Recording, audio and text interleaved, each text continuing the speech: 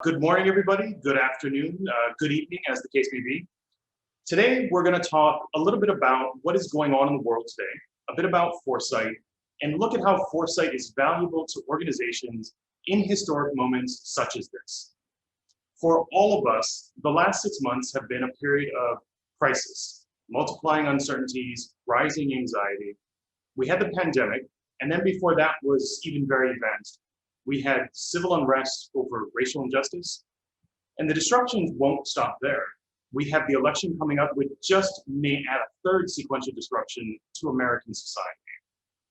But even before everything that's happened so far in 2020, the world had been undergoing some significant transitions. One of the things that we can do, and something we can start today, is to take a slightly different approach to thinking about and acting on the future.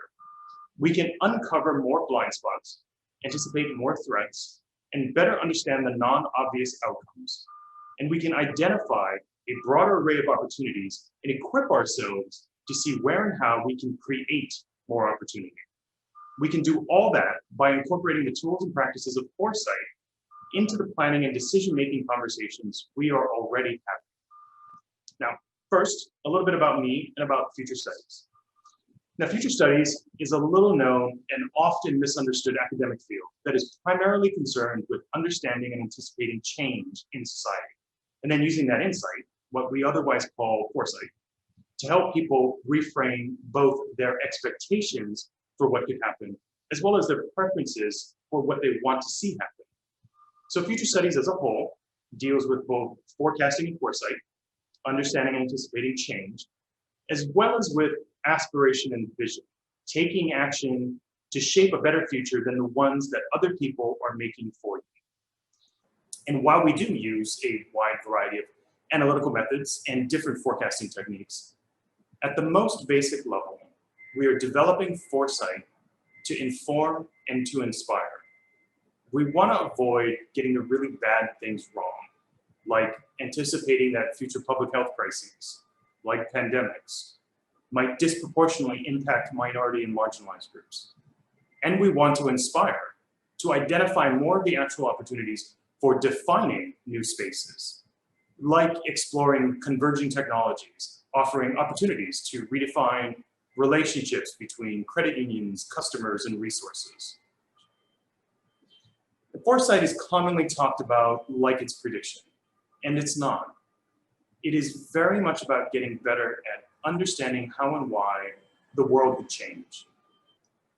And we frequently actually do effectively anticipate the possibility of future disruptions and the impact those disruptions will have.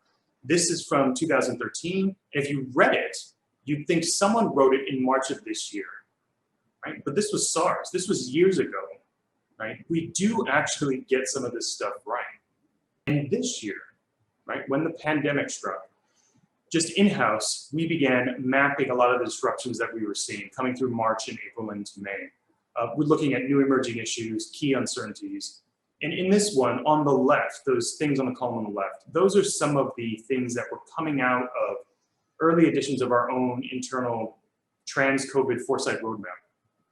And then, of course, on the right, these are some of the headlines in the next few months that were coming out, talking about very much those things. And again, this is not about patting yourself on the back, right? This is not about prediction. All of this is about anticipating more of what is possible, right? Seeing more of the emerging landscape. Now, in addition to using foresight to anticipate changes from elsewhere, we also use foresight to define future opportunities and to shape more of the changes that we see and anticipate in the world around us. In the course of our work across the government, for-profit, nonprofit sectors, we've had the fortune of being present with organizations and their leadership teams when they make the shift from just asking for answers about the future to using foresight to define the things that they want to shape. It's a college, linking insights from history to new trends to ask, what new role in our community could we define for ourselves? It's credit union playing with an array of on-the-horizon issues to develop entirely new concepts for the relationships with customers. And it's a national security organization intentionally pushing through challenging divergent scenarios in order to radically rethink what it means to defend the country in the years ahead. And one of the things that we've learned is that the most powerful shifts in organizations that Foresight creates come from reframing the future, from being able to see how you will be able to redefine the rules, roles, and relationships in the world around us. Foresight's greatest value is in inspiring new ideas about the future.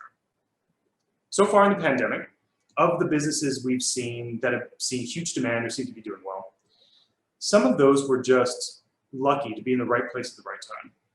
Others were quick to pivot to adjacent opportunities, like shifting from in-person services to online versions of those. By now, a lot of that low-hanging fruit has been picked.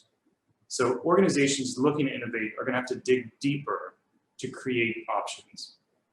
And part of what you're concerned about is that some of those organizations out there are going to end up commanding the new high ground, as it were.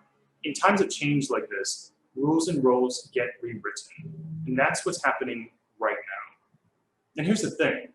The pandemic isn't the end of things. As we've seen, many more changes are rippling through society right now.